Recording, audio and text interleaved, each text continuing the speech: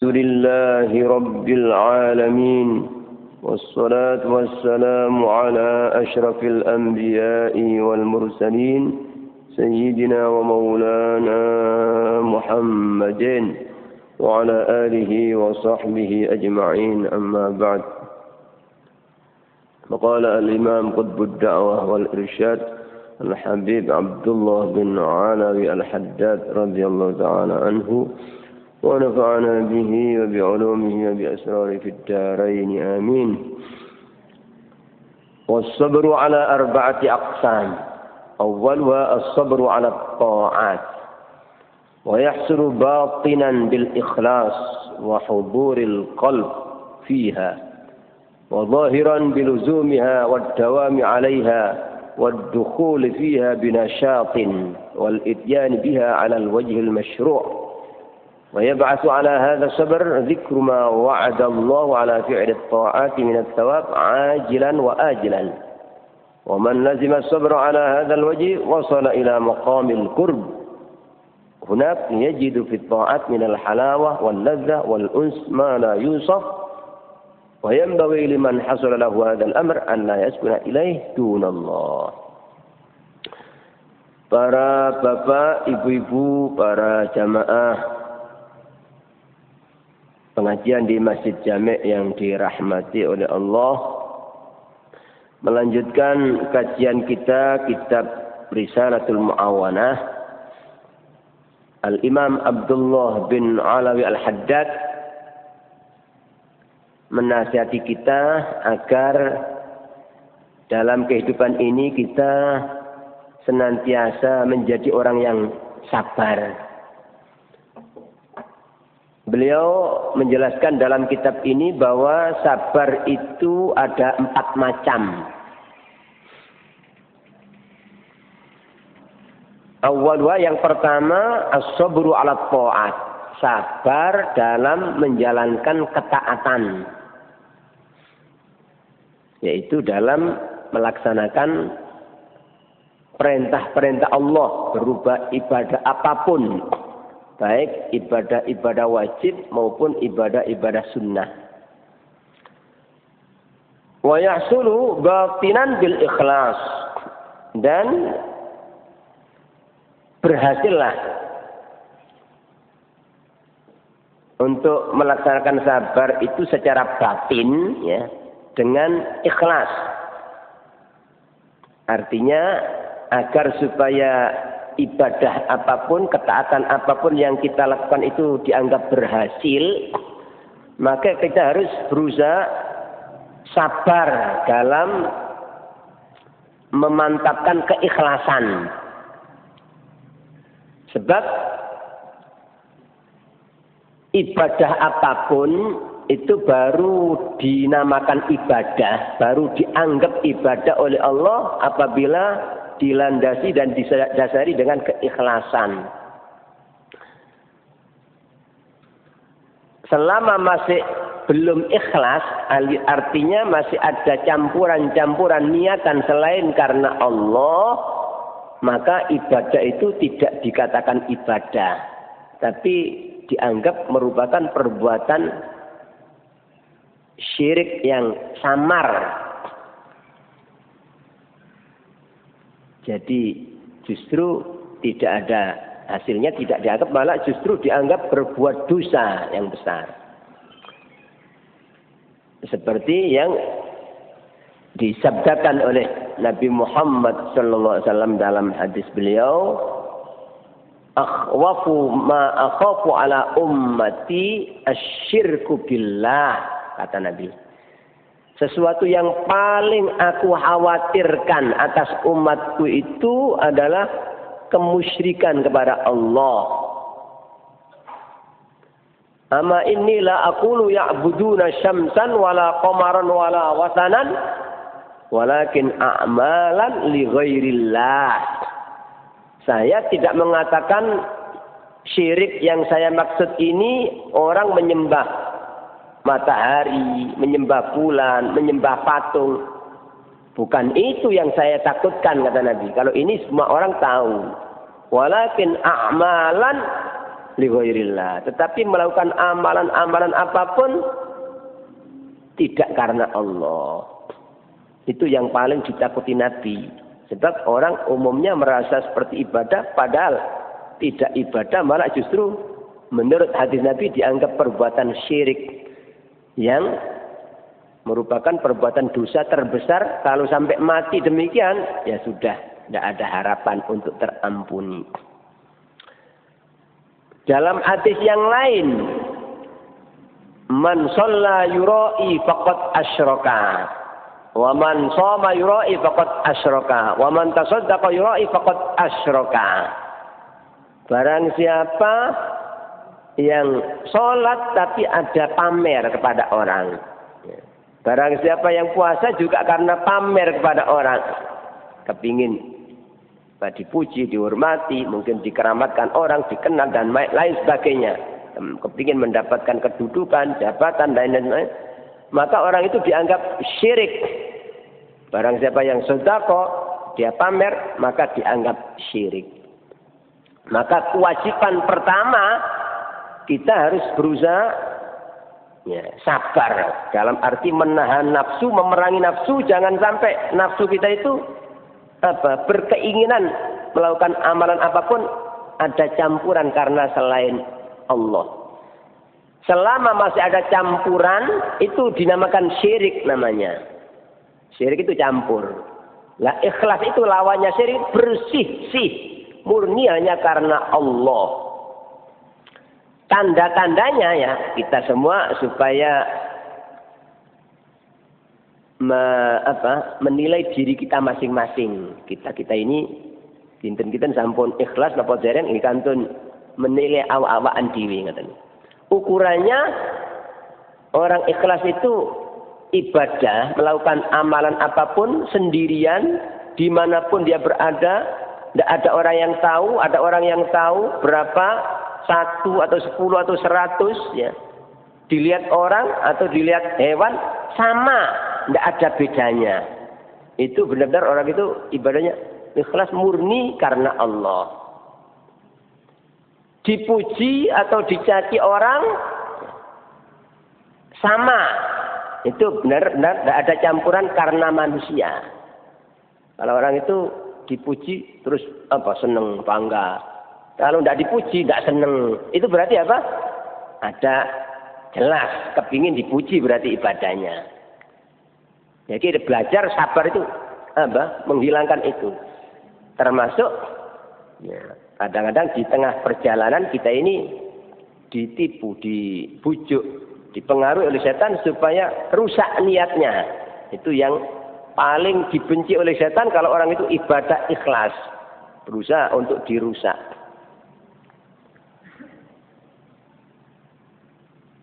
Termasuk tanda kalau kita ini ikhlas, ya, kita ibadah ini bertambah mapan ekonomi kita atau tambah merosot, tetap tidak berubah. Atau tadinya melarat terus kita ibadah terus kaya, tetap bukan berarti tambah merosot karena sudah kaya, tidak. Ya. Atau kebalikannya, itu namanya ikhlas. Selama masih tidak jejak, tidak istiqomah, kadang-kadang semangat, kadang-kadang kendor. Ya. Kalau ada orang semangat, kalau tidak ada orang malas. Kalau ada orang baik, kalau tidak ada orang tidak baik. Orang yang begini masih belum dianggap ibadah, belum menyembah Allah, tapi masih dianggap menyembah selain Allah.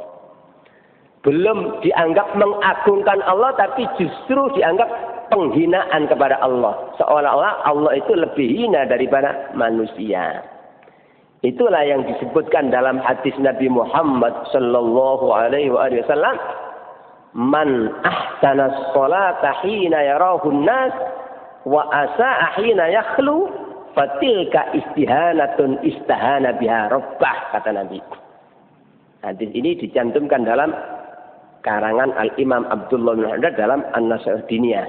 Dia mengutip hadis. Barang siapa yang memperbaiki sholatnya bagus, bacaannya, rukuk sujudnya lama, tapi hina yarahun nas, ketika dilihat oleh orang, wa asa'a hina yakhlu, tapi tidak baik sholatnya ketika sendirian. Kata Nabi ini, fatilka istihanatun istihana biha rabbah. Begitu itu bukan ibadah tapi penghinaan kepada Allah katanya. Nah, betapa sangat-sangat pentingnya, sangat-sangat wajibnya kita ini belajar ya, ikhlas itu, sabar dalam memerangi nafsu, jangan sampai nafsu itu dituruti kepingin ini ibadah karena ini, itu harus dibuang jauh-jauh. Itulah yang dimaksud dalam Al-Qur'an surat Al-Bayyinah ayat 5 itu, wa ma umiru illa liya'budullaha mukhlishina lahuddin. Ya. Mereka tidak diperintah kecuali untuk beribadah kepada Allah mukhlisnya dengan ikhlas. Jadi dengan ikhlas, ada dengan ikhlas. Artinya kalau tidak ikhlas tidak dianggap ibadah. Setidak-tidaknya kita bisa ikhlas seperti itu, yaitu bersih dari pengaruh syirik jali, syirik yang jelas maupun syirik yang samar tadi itu. Baru orang ini dinamakan ibadah, baru orang ini diterima sebagai hamba Allah, baru orang ini mungkin ibarat orang bertamu kepada Allah diterima oleh Allah sebagai hambanya. Selama masih belum, orang ini tidak akan diterima oleh Allah. Karena syirik itu kata Allah dalam Al-Quran najis. Innamal musyrikuna najasun, najis batinnya. Ya, orang menghadap Allah itu ya bukan dengan jasad lohir, tapi ya dengan hati itu, dengan batinnya. Kemudian kalau kita ini sudah bisa ya belajar ibadah itu tidak ada campuran karena selain Allah, mulus, bersih, ya itu pasti orang ini tidak akan bisa dipengaruhi oleh setan kalau orang itu sudah bisa berusaha untuk ikhlas ini. Kalau kita sudah bisa ikhlas yang ini yang sifatnya umum ikhlas ini, kita harus belajar meningkatkan diri kita untuk ikhlas yang lebih tinggi dari itu, yaitu ikhlas tidak ada campuran, merasa dirinya ini punya daya dan kekuatan. Jadi kalau yang pertama itu membersihkan dari syirik, ya. Jelas dan syirik samar, sedangkan ikhlas yang lebih tinggi adalah membersihkan diri dari merasa punya daya dan kekuatan. Sama sekali tidak punya daya, tidak punya kekuatan. Kita bisa sholat. Allah 100% Allah yang mengendaki, Allah yang menolong, Allah yang menguatkan, Allah yang membisahkan, bukan saya tidak bisa apa-apa. Orang bisa ngaji 100% yang membisahkan saya, yang menguatkan saya, yang menolong saya, yang mengendaki saya Allah, saya tidak bisa apa-apa. Sama manusia semua, tidak akan bisa kalau tidak dipisahkan oleh Allah. Tidak ada yang kuat kalau tidak dikuatkan oleh Allah. Tidak ada yang baik kalau tidak diperbaiki oleh Allah. Tidak ada yang bersih kalau tidak dibersihkan oleh Allah. Tidak ada yang sergap kalau tidak disergapkan oleh Allah. Kita supaya belajar meningkatkan ini. Ini namanya apa? Kita ya mengamalkan wa iyyaka nasta'in. Jadi kalau ikhlas yang pertama tadi, iyyaka na'budu, hanya kepada Engkau kami menjamah. Tidak ada campuran karena Allah. Itu ikhlas yang umum ya, umumnya orang.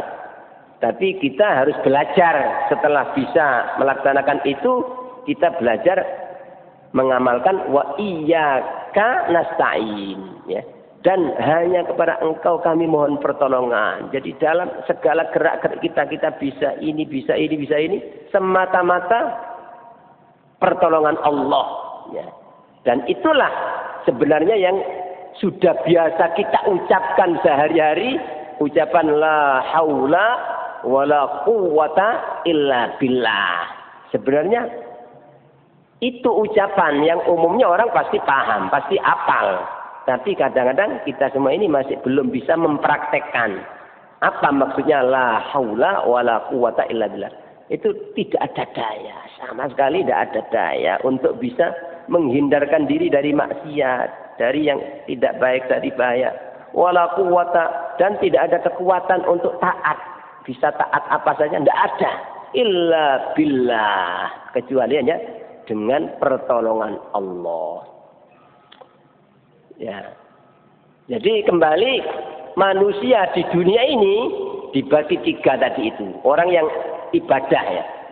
Ada yang zahirnya seperti ibadah tapi tidak dianggap ibadah, tapi oleh Allah dianggap syirik, dianggap penghinaan pada Allah karena niatnya belum ikhlas. Ya. Itu. Ya. Terus yang kedua, orang yang ibadah ikhlas, bersih dari pengaruh ya, syirik jelas maupun syirik samar tadi itu ya. Tapi ada yang tingkat tinggi ya, yaitu orang benar-benar lepas daripada merasa punya daya dan kekuatan. Dia bergerak, Allah yang menggerakkan. Dia bisa, Allah yang membisakan. Dia baik, Allah yang memperbaiki. Nah, antara ikhlas yang pertama sama yang kedua ini sangat-sangat jauh. Baik itu rasa yang diperoleh ketika ibadah, itu ketika ikhlas yang sudah bisa merasakan nikmat. Tapi ketika ikhlas yang lebih nikmat, lebih ringan. Dan pahala yang diperoleh jauh lebih tinggi. Ikhlas yang kedua ini. Sebab orang ini tidak pernah merasa bisa, tapi hanya Allah yang bisa. Orang yang demikian, orang yang benar-benar mengenal dirinya, bahwa dirinya itu makhluk yang lemah. Orang yang demikian ini, orang yang dianggap mengenal Allah, bahwa Allah itu benar-benar maha agung, maha tinggi, maha besar. Itu. Ya. Ketika orang itu ada di hatinya kebesaran dan keagungan Allah, bisa apa saja, bukan saya tapi Allah yang bisa, yang agung Allah. Yang ya, orang yang demikian ini yang dianggap besar di sisi Allah, karena orang ini membesarkan Allah. Ya. Nah, orang kalau bisa belajar meningkatkan diri ikhlas yang kedua ini, dijamin akan selamat dari sifat-sifat yang akan merusak amalan itu. Seperti ujub. Ya. Kalau orang itu kadang-kadang walaupun sudah ikhlas karena Allah, tapi masih merasa dirinya yang bisa. Ya. Koyok-koyok awake. Tapi gak ono niatan campuran karena ini, enggak, hanya karena Allah kepingin pahala di akhirat ya. Tapi kadang-kadang ada perasaan ujub, saya bisa. Nah, saya bisa ini ujub dalam bahasa Nabi itu apa? Ya, menurut hadis Nabi Muhammad SAW, perasaan ujub membanggakan diri, lupa bahwa ini semata-mata anugerah dan pertolongan Allah. Maka orang ini akan terhapus amal ibadahnya. Dengan ujub itu kata Nabi, innal ujba yahbitu amala sab'ina sanah. Sifat ujub membanggakan diri itu bisa menghapus amal ibadah 70 tahun. Kalau orang ya, kadang-kadang terus kena sombong, saya meremehkan orang seolah-olah dirinya sudah baik. Padahal hakikatnya siapapun tidak bisa apa-apa, ya. Yang berarti Allah. Ya. Dan yang sangat-sangat dikhawatirkan ketika orang merasa dirinya bisa, ya, walaupun sudah ya, ikhlas yang pertama tadi, tidak ada campuran niat karena selain Allah, tapi masih ada perasaan seperti dirinya yang bisa. Nah, ini dikhawatirkan Allah menghukum kita, mengingatkan, menegur kita gitu loh. Karena kita merasa diri kita yang bisa, kata Allah, awakmu sing bisa ya. Ya. Wis saiki kata tulungi awakmu. Saya tidak memberi kekuatan. Nah, orang yang demikian ini walaupun tadinya paling sergapnya orang, bisa berbalik 180 derajat. Jadi orang paling malas. Tadinya paling ya, kuat, ternyata berbalik menjadi paling, tadinya paling baik menjadi paling jelek. Itu banyak kita saksikan ya, di tengah-tengah masyarakat demikian. Ada orang yang tadinya baik sudah, tapi kadang-kadang ya, pas menjelang kematiannya jelek. Ini pasti ada kesalahan batin. Mungkin orang ini masih merasa dirinya bisa. Ya. Tapi kalau orang itu sudah bisa mengamalkan wa iyyaka nasta'in, la haula wala quwwata illa billah, jaminan pasti akan mulus, akan lurus, jejak. Karena selamanya tidak pernah merasa bisa, tidak pernah merasa kuat, Allah yang. Sehingga orang ini pasti lurus, istiqomah. Tidak akan kena khawatir penyakit ujub, penyakit riya, penyakit sum'ah, kepingin dikelan, sama sekali tidak ada. Sebab apa? Bukan saya yang baik, bukan saya yang bisa, bukan saya yang sergap, saya tidak bisa. Podo menungso sak donya.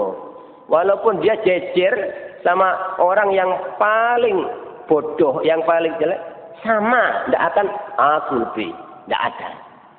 Sebab apa? 100% aku api iki duduk aku. Allah yang ngapi'i.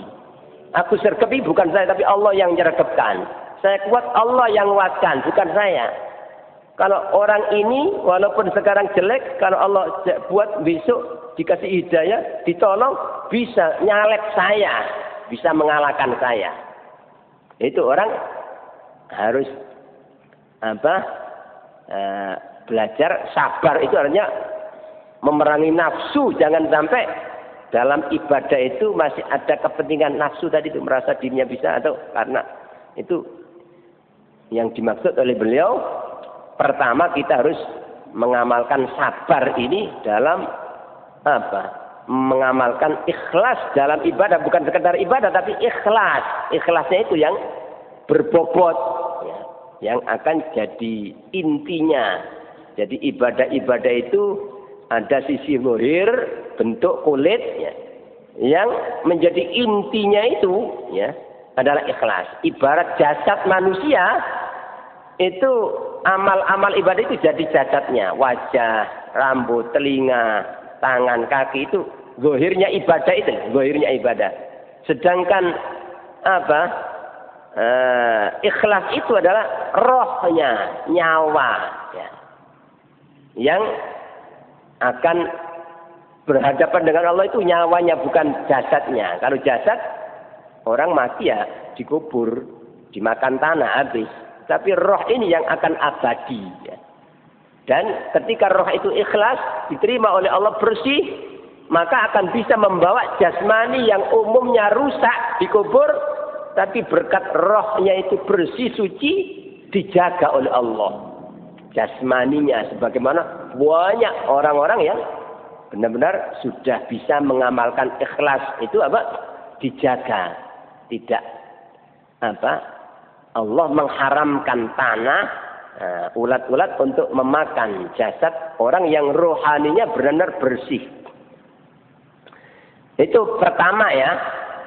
Beliau menasihati kita ini sabar memerangi nafsu itu. Jangan sampai ibadah itu pertama ada campuran niat selain karena Allah. Berapa persen pun jangan, harus bersih sih. Enggak. Terus kita berusaha mengoreksi diri kita sendiri, bagaimana ketika ibadah kita sendiri, tidak ada istri, tidak ada suami, tidak dilihat anak, tidak dilihat orang lain. Ketika ya, bagaimana dibanding dengan ketika ada orang, ya. Nah, selama masih beda, berarti kita ini harus membenahi diri sebelum kita ini dibuka besok ketika mati baru tahu, ya. Kita harus berusaha mengoreksi diri kita masing-masing. Setelah kita bisa begitu, kita tingkatkan, kita bisa apa saja, jangan sampai merasa bisa, saya bisa. Harus dibuang jauh-jauh. Saya itu loh, yang membuat orang ujub, sombong itu, saya bisa, saya punya, saya hebat itu. Tidak ada itu. Saya tidak ada. Hanya Allah yang membisahkan, Allah yang menguatkan, Allah yang memperbaiki. Ya. Sehingga orang pasti akan selalu merendah. Jadi orang paling alim pun, paling kaya, paling pangkat, paling sergap ibadah, paling sudah segala-galanya, tetap merendah. Tidak ada sombong, tidak ada meremehkan orang, tidak ada. Itu. Kemudian setelah kita bisa sabar dalam arti perang melawan nafsu, jangan sampai ibadah itu dirusak oleh perasaan-perasaan tadi. Ya, kita baru melangkah yang kedua, sabar dalam mengusahakan supaya ibadah-ibadah yang kita lakukan itu benar-benar wa huduril qalbi fiha, hadir hati di dalam ibadah itu alias ikhlas. Jadi ibadah-ibadah itu diterima apa enggak oleh Allah tergantung ikhlas tadi itu ya. Semakin tinggi kualitas ikhlasnya, semakin tinggi nilai keutamaan di Allah ya. Terus yang kedua, berapa nilai yang diberikan oleh Allah di biji piro kali Gusti Allah niku tergantung hadirnya hati, khusyuke niku. Ibarat kula panjenengan niki sembahyang 10 menit kok khusyuke sak menit, nggih sing dibiji Allah sing sak menit niku, Ya. Kalau orang itu hadirnya hati, khusyuknya itu 5 menit ya 5 menit. Kalau khusyuknya hanya takbir toh Allahu Akbar. Ya. Ingat Allah setelah itu wis kaeling blas sampai salam. Ya berarti yang dibiji oleh Allah yang dilihat hanya pas takbir sak detik mungkin. Ya. Jadi hasilnya cuma itu. Itu menurut sabda Nabi Muhammad sallallahu alaihi wasallam. Ya. Kalau tidak ada ikhlas sama sekali ya berarti tidak ada. Artinya tidak ada khusyuknya. Takbir aja kaeling Allah ya sudah. Tidak ada artinya ya kenemenan gitu apa? Mosok takbir kaeling Allah ya. Nah ini, kita semua harus belajar gitu. Ya, karena apa kalau ibadah kita ini baik, yang untung kita sendiri, bukan untuk siapa? Allah tidak butuh gitu. Jadi, tapi kalau ibadah itu kurang ya yang rugi kita sendiri. Cuma umumnya manusia itu tidak sadar, kecuali kalau sudah mati gitu. Makanya mati itu dalam bahasa Al-Qur'an disebut dengan al-yakin. Wa'bud rabbaka hatta ya'tiyakal yakin. Yakin betul. Kalau orang mati sudah, waduh ternyata ibadah saya masih sangat kecil. Masih banyak yang tidak memenuhi syarat. Nah itu. Nah, kita sebelum kita dihisab oleh Allah harus pandai-pandai menghisab diri. Ya apa kira-kira sholat yang kita lakukan. Kalau ternyata masih sangat-sangat kurang, terus menunggu kapan kita. Tidak ada usaha untuk belajar. Ya. Ya. Makanya sabar itu termasuk ini. Jadi nafsu ditahan. Jangan. Ya. Kamu ini menghadap Allah. Ya. Kamu ini dilihat oleh Allah. Jadi kalau kita ini supaya bisa ingat. Ya. Menurut hadis Nabi Muhammad SAW, al-ihsan itu anta'budallaha ka'annaka tarahu. Engkau ibadah kepada seolah-olah kamu melihat Allah. Wa illam takun tarahu, kalau kamu tidak bisa merasa seolah-olah melihat Allah, fa innahu yarak. Jadi kita sholat itu dilihat Allah. Ya. Dan kalau orang bisa berusaha, ketika lupa diingatkan lagi, kamu didelok Allah, itu didelok menungso, sing biji awakmu Allah, itu begitu terus, ya. Nanti akan kalau orang sudah bisa latihan demikian, tidak hanya di dalam sholat saja merasa dilihat oleh Allah, dimanapun, walaupun di jalan raya di mana merasa dilihat oleh Allah, sehingga ya takut melanggar larangan Allah, ya, bukan karena manusia tapi karena Allah. Itulah makanya sholat itu kalau benar sudah baik menurut Allah, inna sholata tanha anil fahsya'i wal munkar. Sholat itu kalau memenuhi syarat tadi itu, ya, seorang sudah bisa sabar dalam mengamalkan ikhlas, sabar dalam berusaha untuk hadir hatinya pada Allah. Pasti akan mampu mencegah pelakunya dari segala perbuatan keji dan mungkar. Ya. Tidak ada itu. Baik perbuatan keji dan mungkar yang zahir maupun yang batin. Tidak ada sombong, tidak ada ujub, tidak ada pamer, tidak ada hasud, tidak ada meremehkan orang, tidak ada punya niatan yang jelek pada orang, tidak ada. Ya. Dan ketika orang ini ibadahnya terutama sholat sudah baik, pasti akan menghasilkan akhlak yang mulia. Orang itu selalu syukur, selalu sabar. Ya. Itu sebagaimana yang disebutkan dalam Al-Quran surat Al-Ankabut ayat 45 tadi, dan juga surat Al-Ma'arij ayat 19 sampai ayat 21. Itu. Ya. Adapun ya, menurut firman Allah Subhanahu wa taala dalam Al-Qur'an surat Al-Baqarah, orang itu supaya bisa khusyuk itu ingat bahwa dirinya itu mati ketemu Allah, yakin bahwa dirinya itu ketemu Allah itu. Wasta'inu bis-sabri was-salah wa innaha lakabiratun illa 'alal khashi'in, ya. Mohonlah pertolongan kalian kepada Allah melalui sabar dan salat, ya. Wa inna, dan sebenarnya salat itu lakabiratun, pasti sangat berat kata Allah, sangat berat. Illa 'alal khashi'in, kecuali bagi orang-orang yang khusyuk. Maka tidak berat tapi ringan, bahkan nikmat, ya.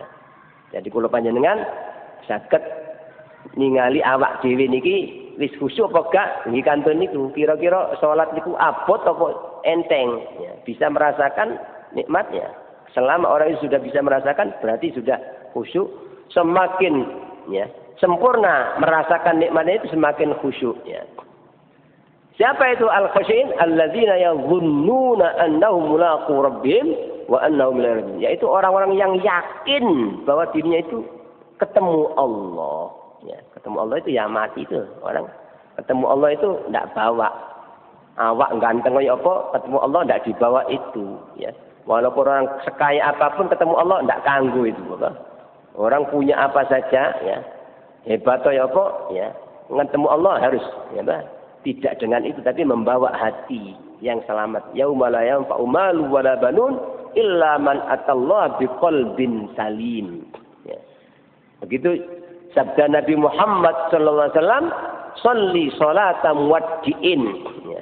Salatlah engkau seperti salatnya orang yang pamitan. Ya, apa sih orang pamitan? Selamat tinggal wahai istriku, selamat tinggal wahai anakku, selamat tinggal wahai mobilku, rumahku, pangkatku, jabatanku, keterangan. Ya, apa itu pamitan? Ya mati gitu, lah. Mati gak apa-apa. Nah, orang sholat itu, ya, ingat seperti itu. Ya. Itu kata Nabi, sholli sholatam waddi'in. Makanya orang-orang sholehin itu, jadi karena mau sholat itu padahal menghadap Allah, jadi sebelumnya itu sudah latihan konsentrasi, awak kata mati, kata ngadep Allah, ya. Sehingga banyak orang saleh ketika masih wudhu itu aja sudah latihan, sudah ingat saya mau, ya. Ketika mau sholat itu di samping baca Al-Falaq, An-Nas, berlindung pada Allah, mohon diberi kekuatan oleh Allah. Sebagian orang solihin itu membayangkan, jadi sebelum sholat itu koyok-koyok ketok swarga sebelah kanan, neraka sebelah kiri. Awak mulai khusyuk, ikhlas, iki swarga. Tapi oleh awakmu gak khusyuk, gak ikhlas, iki neraka iki. Terus perasaannya ki mburi iki malaikat Israel. Iki ki mburimu malaikat Israel. Jadi orang soleh itu kepingin belajar ikhlas itu seperti itu. Mau sholat itu tidak moro-moro langsung takbir, apa? Masih benar-benar menyiapkan hati, gitu, apa? Ingat, ya, iki swarga, oleh awakmu sholate apik swarga, oleh elek iki neraka iki. Ki mburimu ana malaikat Israel iki. Ki ngarepmu Allah melihat, ya, Allah mengawasi. Ya, seperti itu, ya, ini usaha dan upaya supaya kita ini apa? Ada peningkatan, ya. Memang kalau berbicara masalah berat pasti berat, gitu. Tapi kalau dikembalikan kepada Allah, tidak ada sesuatu yang berat kalau orang itu sudah ditolong oleh Allah. Sebaliknya, tidak ada sesuatu yang ringan kalau tidak ada pertolongan Allah. Ya. Makanya orang, ya, sabar tadi itu untuk mengundang Allah, terus merasa dirinya tidak bisa apa-apa, tidak kuat apa, hanya mengandalkan Allah. Terus diantaranya mengingat akan kematian itu yang akan membuat orang selalu ingat Allah. Itulah yang dimaksud oleh beliau, berhasillah ketaatan itu secara batin dengan ikhlas dan hadirnya hati di dalamnya. Terus wa zahiran, secara zahir kita butuh sabar dalam melaksanakan ketaatan itu, kontinu dan istiqomah diluzumnya wa dawmi aliyah. Dalam kondisi apapun, repot toyo opa wis, tetap waktunya ibadah, waktunya sholat. Ada kewajiban. Ya. Walaupun orang sakit yang seberat apapun sudah, selama masih sadar, gitu. Walaupun sudah tidak bisa bergerak, tetap tidak boleh meninggalkan. Walaupun berat, tapi kita harus yakin semakin berat visi kita, justru semakin besar pahala. Jadi walaupun orang itu ya, misalnya orang pas sibuk wah ini wabot kita tinggal. Nah, justru harus yakin, justru ini yang akan ya, saya hargai oleh Allah karena saya mengutamakan Allah daripada yang lain-lainnya. Itu sabar secara zahir. Ya, kita jangan sampai berani meninggalkan kewajiban apapun, terutama sholat dalam kondisi apapun dalam Islam sampai dalam suasana perang. Tidak ada alasan untuk tidak sholat. Perang. Makanya ada tuntunan dalam Al-Quran sholatul khauf, sholat di saat perang. Itu pun tetap dilaksanakan berjamaah. Bagaimana ketika musuh ada di arah kiblat? Bagaimana musuh ketika tidak ada di arah itu diatur dalam Al-Quran. Saking pentingnya sholat. Perang ini, perang. Tetap tidak berani mendengar, tetap dilaksanakan jamaah. Nah sekarang kadang-kadang kita tidak ada kerepotan apa-apa, males sholat, males jamaah. Ya. Dalam kitab-kitab agama orang sakit separah apapun sampai diberi tuntunan kalau tidak kuat berdiri duduk ya sholat, kalau tidak kuat duduk berbaring, kalau tidak kuat terlentang, ada caranya semua. Kalau tidak bisa rukuk sujud isyarat, kalau tidak bisa wudhu ditolong dibantu diwudoni, kalau tidak boleh kena air tayamum, kalau tidak boleh badannya najis semua ya sholat hormat waktu tanpa wudhu tanpa tetap ya. Hanya saja nanti kalau sudah dalam keadaan normal wajib mengulang. Ya. Seperti itu, ya. Itu perlu sabar gitu. Sabar itu tetap istiqomah dalam mengamalkan ada rintangan apapun, ya.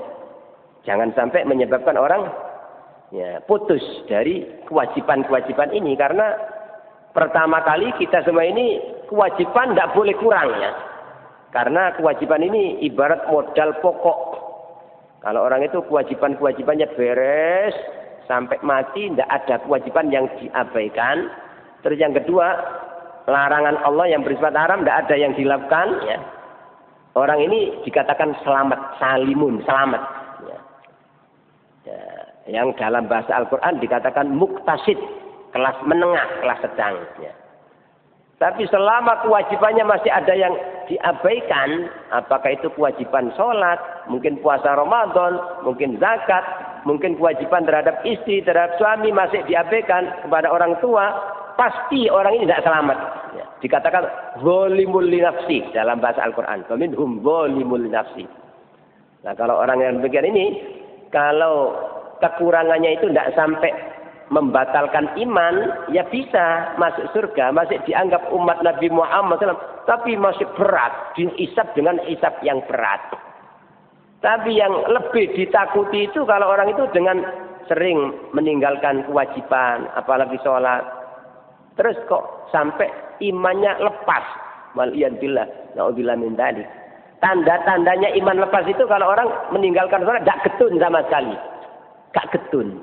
Karena sudah terbiasa. Itu sudah ukuran iman sudah hilang sudah. Jadi selama orang itu meninggalkan kewajiban kok getun, itu berarti apa? Ada iman dan hatinya masih hidup. Ya. Tapi kalau sudah ya, melakukan meninggalkan kewajiban atau melakukan keharaman, tidak getun sama sekali. Ini berarti imannya sudah lepas. Ya. Waliyadzubillah. Yang dikhawatirkan ini sampai nanti kalau sudah mati dalam keadaan belum tobat, waliyadzubillah sudah tidak ada harapan untuk selamat selama-lamanya sudah. Walaupun setiap hari ditahlil ya, doakan oleh siapa tidak ada artinya. Sebab ya imannya sudah tidak selamat. Ya. Nah, kita harus sabar dalam melaksanakan ibadah itu tidak hanya yang wajib-wajib, walaupun yang wajib itu yang pokok ya. Setelah yang wajib-wajib ini tidak pernah diabaikan, dilalaikan, ya. Terus kita berusaha melaksanakan sunnah-sunnah itu juga istiqomah sampai perasaan kita seperti wajib. Sehingga kita kehilangan sunnah itu seperti merasa rugi. Orang ini berarti meningkat nanti, ya. Akan wa minhum sabiqum bil khairat biidznillah, ya. Sebab apa kok kita harus sabar juga dalam melaksanakan taat-taat yang sunnah. Sebab kita semua ini belum bisa menjamin apakah kewajiban-kewajiban yang sudah kita lakukan itu sudah memenuhi syarat, sudah lengkap, sudah diterima semua oleh Allah, ataukah masih banyak kurang.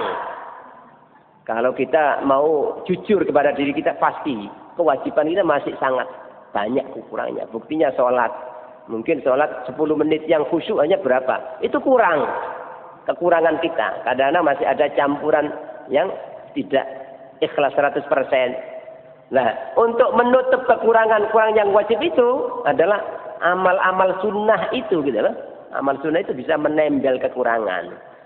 Begitu juga puasa Ramadan, mungkin banyak kurang, maka puasa sunnah.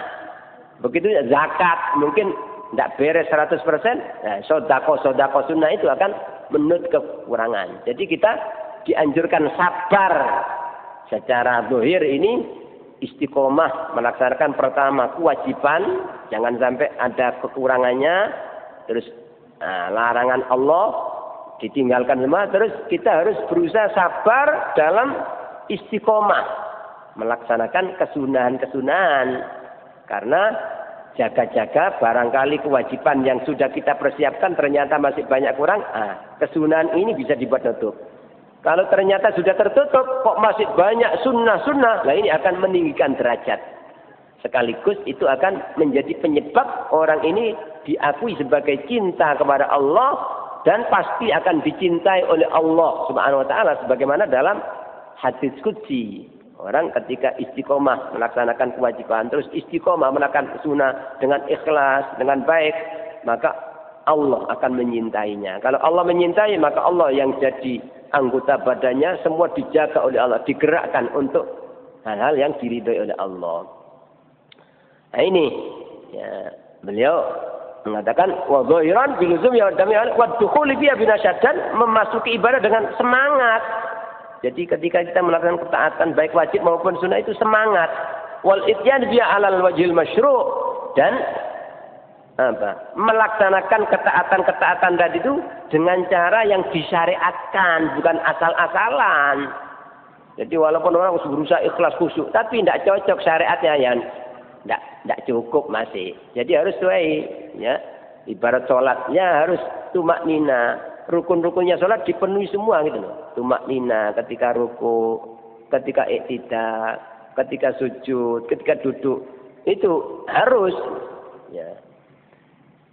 Tidak ada bedanya antara sholat wajib maupun sholat sunat, sama. Dalam masalah rukun ini tidak bisa ditinggalkan gitu loh. Bukan berarti kalau sholat sunat boleh cepet-cepetan, boleh tidak. Ya.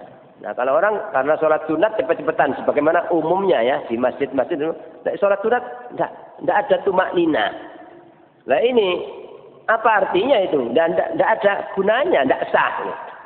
Ya, dan orang Indonesia ini tertipu, merasa seolah-olah sudah punya amal sunnah banyak, ya, apalagi ada saja berita-berita zaman akhir ya, orang sholat taraweh nek 7 menit wis mari. Nauzubillah min dzalik, itu ngecek sama Allah, ngecek ya, sama ya, menjatuhkan ya cerita Islam kita, orang NU ya. Jadi itu sama sekali bukan ibadah, itu penghinaan, tidak ada itu ya. Kalau berbicara masalah khusyuk, siapa yang lebih khusyuk dari para sahabat Nabi? Siapa yang lebih khusyuk daripada Nabi Muhammad SAW? Nabi apa pernah sholat? Tidak ada. Nah, sahabat.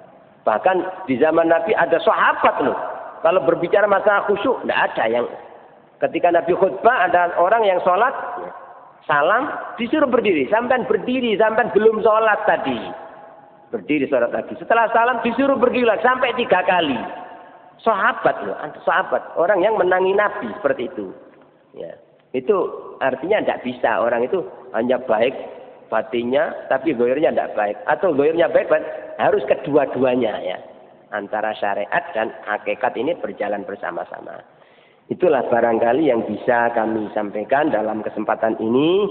Mudah-mudahan dengan rahmat dan pertolongan Allah kita bisa mengamalkan nasihat-nasihat Al-Imam Abdullah bin Alawi Al-Haddad, sehingga insya Allah kita bisa meningkatkan kualitas ibadah-ibadah kita, dan mudah-mudahan semuanya diterima oleh Allah SWT. segala kekurangan kita selama ini mudah-mudahan diampuni dan dimaafkan oleh Allah. Mudah-mudahan kita masih diberikan tambahan umur, ilmu, rezeki yang barokah, manfaat sewaktu-waktu kita dipanggil menghadap Allah dalam kondisi iman, Islam dan husnul khotimah. Amin ya rabbal alamin. Astaghfirullah Rabbal baraya. Astaghfirullah minal khataya. Rabbi zidni ilman nafi'ah wa wafiqni amalan maqbulan. Bismillahirrahmanirrahim. Allahumma salli wa sallim wa barik ala sayyidina Muhammadin nabiyil ummi. ربنا ظلمنا أنفسنا إن لم تغفر لنا وترحمنا ربنا انفعنا بما علمتنا رب علمنا الذي ينفعنا رب زدنا علما. اللهم إنا نسألك العافية في الدنيا والآخرة وصلى الله على سيدنا محمد. آمين. الفاتحة.